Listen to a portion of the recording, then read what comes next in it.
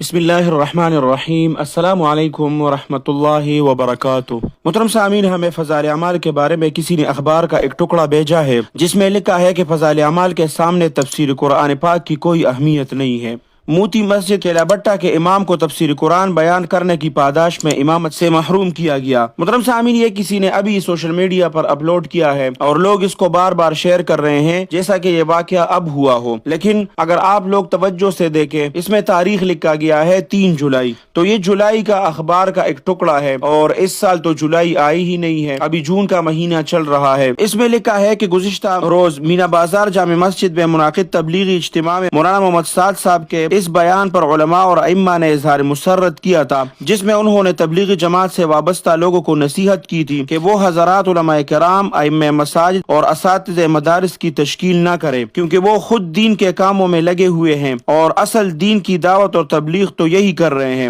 ابھی مولانا سعد صاحب کے اس بیان کی پذیرائی علماء کے حلقے میں ہو رہی تھی کہ گزشتہ دنوں شہر غازی آباد میں واقع کیلا بٹہ کی موتی مسجد کے امام صاحب کے ساتھ تبلیغی جماعت سے وابستہ بعض لوگوں نے جس بدسلوکی کا مظاہرہ کیا وہ یقیناً شرمناک اور افسوسناک ہے اور قابل مذمت ہے۔ ہوا یہ کہ معمول کے مطابق اتوار کے روز امام مسجد تفسیر قرآن پاک بیان کر رہے تھے، مگر نام نہاد دین کے ٹھیکیداروں کو تفسیر قرآن پاک ناگوار گزری اور انہوں نے نہایت گستاخانہ انداز میں امام مسجد کا ہاتھ پکڑ کر مسجد کے باہر کر دیا اور انہیں منصب امامت سے برخاست کر دیا۔ جن لوگوں نے یہ گستاخی کی ان کا ماننا ہے کہ انہیں فضائل اعمال کے علاوہ اور کوئی کتاب پسند نہیں۔ تفسیر نے فتنہ پھیلا رکھا ہے۔ اس واقعے کے بعد اس جاہلانہ حرکت کی پوری غازی آباد میں مذمت ہو رہی ہے، مگر حق پرست حضرات مصلحتاً خاموش ہیں۔ اس واقعے سے اہل غازی آباد کو جو ذہنی اور قلبی اذیت پہنچی ہے، اس کا اندازہ اس بات سے لگایا جا سکتا ہے کہ وہ چاہتے ہیں کہ تبلیغی جماعت کے بے راہروں اور اصول سے بٹکے ہوئے ساتھیوں کے لیے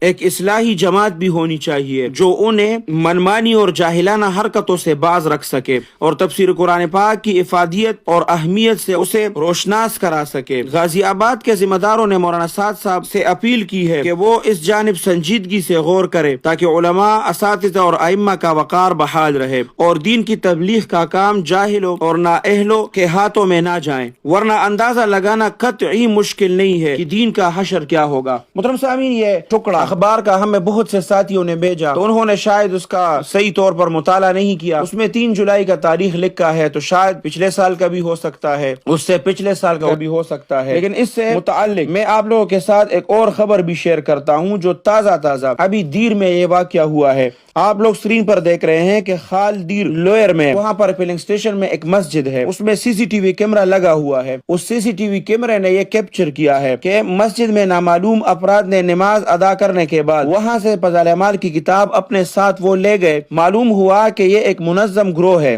جو کہ یہ کام کرنے میں مصروف ہے، لہٰذا عوام کو یہ علم ہونا چاہیے کہ آج کل اس قسم کی واردات بھی کی جا رہی ہے۔ اس قسم کی وارداتیں تو معمولی لگتی ہے، لیکن آخر اس قسم کی واردات کرنے کے پیچھے کیا سازش ہو سکتی ہے، اس کا بھی پتہ لگانا چاہیے کہ یہ کون لوگ کر رہے ہیں۔ تو ان لوگوں نے اس اخبار کے ٹکڑے کو بھی اس طرح سوشل میڈیا پر وائرل کیا ہے اور یہ لوگ وہاں خاص طور پر KPK میں اور پورے پاکستان میں ہر جگہ جاتے ہیں اور مساجد سے، آپ لوگ یہاں پر سکرین پر دیکھ بھی سکتے ہیں، یہ فضائل اعمال اٹھاتے ہیں، یہ باقاعدہ ویڈیو موجود ہے، یہ فضائل اعمال اٹھاتے ہیں اور اپنے ساتھ لے کے جاتے ہیں۔ تو ایسا نہ ہو کہ یہ فضائل اعمال کے خلاف ایک مہم شروع ہوا ہو، جیسے اخبار کے ایک ٹکڑے میں بھی یہ ہے کہ ان ساتھی نے کہا ہے کہ میں صرف فضائل اعمال کو مانتا ہوں، دوسرے کسی کتاب کو نہیں مانتا۔ تو اس طرح کے پروپیگنڈوں سے ہمیں بچنا چاہیے اور اس طرح سازشوں کا شکار نہیں ہونا چاہیے۔ اس طرح کا کوئی واقعہ پیش بھی آیا ہو تو ساتھ بیٹھ کر اس کو حل کرنا چاہیے۔ ایسا نہ ہو کہ اتنا بڑا عظیم کام دعوت تبلیغ کے نام سے جو ہو رہا ہے اور اتنا عظیم شخصیت جس نے فضائل اعمال کو لکھا ہے وہ بدنام ہو جائے، جیسے اس سے پہلے جو مانسہرہ اجتماع میں مولانا طارق جمیل صاحب اور تبلیغی شورا کے درمیان بھی واقعہ پیش آیا تھا۔ تو تبلیغ کو بدنام کرنے کے لیے آج لوگ سرگرم ہیں، تو اس سے بہت احتیاط کریں، ان چیزوں سے آپ لوگ بھی بچیں اور لوگوں کو بھی بچائیں۔ اللہ سبحانہ و تعالی دعوت تبلیغ کے کام کو اسی طرح پوری دنیا میں جاری اور ساری رکھے۔ اللہ سبحانہ و تعالی ان کے اکابرین کی حفاظت فرمائے۔